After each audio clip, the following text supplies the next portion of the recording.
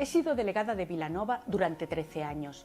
Desde nuestra candidatura no entendemos el colegio sin sus 11 delegaciones y por eso, como representante de una de ellas, me comprometo los próximos años a hacer oír la voz de las delegaciones para garantizar que disfrutemos de los mismos servicios que en la calle Mallorca de Barcelona.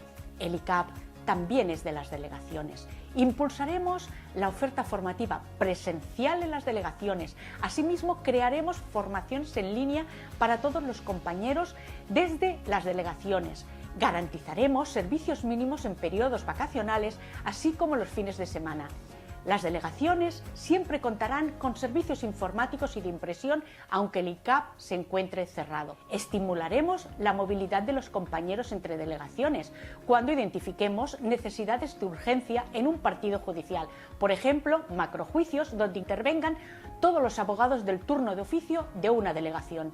Fortaleceremos el proyecto Escuela Jurídica para la Ciudadanía en los territorios de las delegaciones para ofrecer a la ciudadanía un servicio divulgativo en conocimientos jurídicos básicos impartidos por profesionales de la abogacía adscritos a nuestras delegaciones.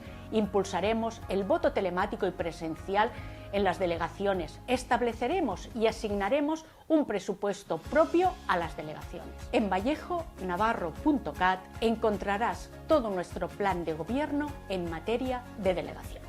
El ICAP es tuyo.